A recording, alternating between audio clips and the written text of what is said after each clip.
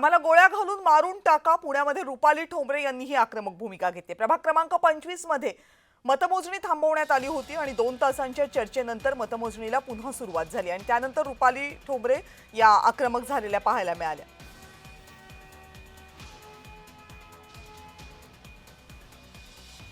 आम्ही सांगितलं की आम्ही आमचं लीगली तुम्हाला ऑब्जेक्शन दिलेले, तुम्ही आम्हाला लीगली त्याची टेक्निकली उत्तर सांगा।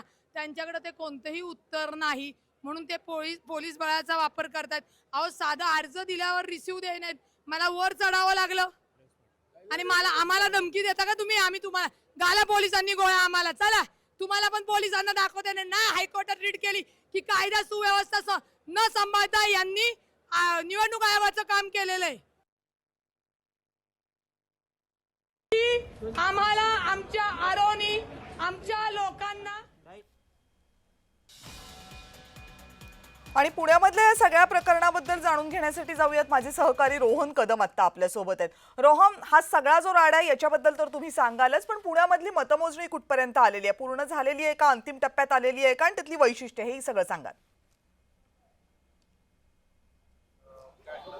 कविता, खरं तर साधारणतः 5 वाजेपर्यंत सगळे कौल जे आहेत ते अंतिम हातीमध्ये येतील अशा प्रकारची शक्यता सध्याच्या घडीला वाटते। कारण का अजून देखील 60 ते 70 जागांबाबतचा मतमोजणी जी आहे ती बाकी आहे। प्रभाग क्रमांक 25 मध्ये हा सगळा प्रकार आपण काही वेळापूर्वी पाहिलेला आहे। रुपाली ठोंबरेंनी आक्रमक पवित्रा घेतलेला पाहायला मिळाला। कारण का ज्या मशीन्स असतात त्या मशीन्सवरचे नंबर्स आणि त्यांना दिलेले नंबर जे आहेत ते मिसमॅच होते आणि त्यामुळे बराच वेळ संपूर्ण गोंधळ या मतमोजणी केंद्रावरती सुरू होता। जवळपास 2 तास मतमोजणी या संपूर्ण काळामध्ये थांबवलेले पाहायला मिळत होते आणि त्यानंतर रुपाली ठोंबरे पुन्हा आले आणि मतमोजणी अधिकारी जे होते, आरो जे होते, त्यांना समजून सांगितलं आणि त्यानंतर मात्र सगळ्या विरोधकांनी या सगळ्यावरती बहिष्कार टाकला आणि आता हे निश्चित झालेलं आहे की प्रभाग 25 मधून भाजपचे 4ही उमेदवार, मग त्यामध्ये कुणाल टिळक जे की मुक्ता टिळक यांचे सुपुत्र आहेत, स्वर्धा बापट, गिरीश बापट यांचे सून आहेत, त्याचबरोबर बापू मानकर, हे सगळे 4ही उमेदवार आणि पंडित एक महिला उमेदवार, या 4ही उमेदवारांचा विजय जो आहे तो निश्चित मानला जातोय।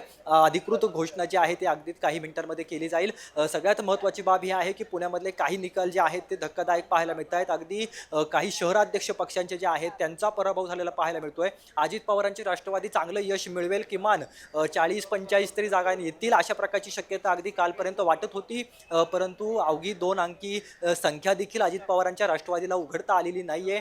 4-5 जागांवरती कुठेतरी आघाडी पिछाडी जी आहे ती सध्याच्या घडीला सुरू असल्याची माहिती मिळते। अजित पवारांच्या राष्ट्रवादीचे शहराध्यक्ष सुभाष जगताप यांचा पराभव झालेला आहे। संपूर्ण पॅनल त्या ठिकाणी भाजपने 36 मधून निवडून आणला आहे। तर दुसरीकडे शिवसेना ठाकरेंचे शहराध्यक्ष संजय मोरे यांचा देखील पराभव जो आहे तो 22 मध्ये झालेला पाहायला मिळतोय आणि आता 23 आणि 24 ची मतमोजणी जी आहे ती सुरू आहे। 23 मतदारसंघामध्ये सगळ्यात महत्त्वाची लढाई होते, कारण का गुंड आंदेकरांच्या कुटुंबांना जे तिकीट दिलेलं होतं राष्ट्रवादीने ते याच प्रभागातून दिलेलं होतं। 23 मधून ज्यांची थेट लढाई रवींद्र धंगेकर यांची पत्नी जी आहे प्रतिभा धंगेकर यांच्यासोबत 23 मधून होणार आहे आणि त्यानंतर 24चा निकाल देखील ते काही काळानंतर येताना पाहायला मिळेल, जिथे बिडकर विरुद्ध धंगेकर हा सामना होणार आहे।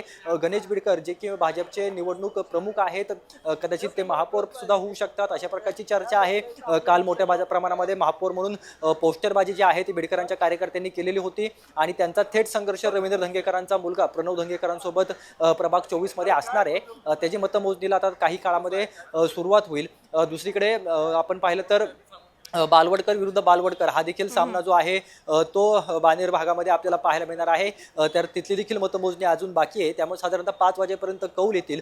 परंतु हे जे काय आता सध्याचे डिजिट्स पाहायला मिळत आहेत त्याच्या अनुषंगाने भाजपने एक हाती सत्ता जी आहे ती सध्या पुणे महानगरपालिकेवरती मिळवल्याचं चित्र या कलाच्या माध्यमातून आपल्याला पाहायला मिळत आहे। अजून अंतिम कलेला 5-5:30 वाजतील, परंतु सध्याचे जे काही फिगर्स पाहायला मिळतात अगदी 90च्या पुढे भाजप सध्या पाहायला मिळत आहे। अगदी 5 प्रभाग असे आहेत जिथे आतापर्यंत भाजपने पॅनल टू पॅनल सगळे उमेदवार जे आहेत ते विजयी केलेले आहेत आणि त्यांच्या माध्यमातून भाजपने एक हाती वर्चस्व जे आहे ते पॅनलवरती कशा पद्धतीने आहे ते पाहायला मिळत आहे। अगदी काही प्रभाग आहेत ज्या ठिकाणी एखादा उमेदवार जो आहे तो भाजपचा पडलेला आहे किंवा बाकीचे उमेदवारांनी काही जागाफाटका केल्यामुळे तोटा जो आहे तो भाजपला सहन करावा लागतोय, परंतु आतापर्यंत 5 प्रभाग असे पाहायला मिळत आहेत ज्या प्रभागांमध्ये भाजपने पॅनल टू पॅनल जे आहे ते कमळ आणलेलं पाहायला मिळतंय आणि आतापर्यंत 90हून अधिक जागांवरती भाजप आपल्याला पाहायला मिळतंय. त्यामुळे 83चं मॅजिक फिगर आहे. भाजपने ते मॅजिक फिगर गाठून पुढे गेलेलं आहे. अजून अनेक कल हाती येणं बाकी आहे. अनेक असे महत्त्वाचे बालेकिल्ले आहेत जे निकाल हाती येणे म्हणजे आता जसं आपण म्हणलो की 22चा अजून निकाल आलेला नाहीये, त्या 4 जागा आणखी वाढतील. ज्या ठिकाणी भाजपचा पॅनल टू पॅनल विजय जो आहे तो निश्चित मानला जाईल.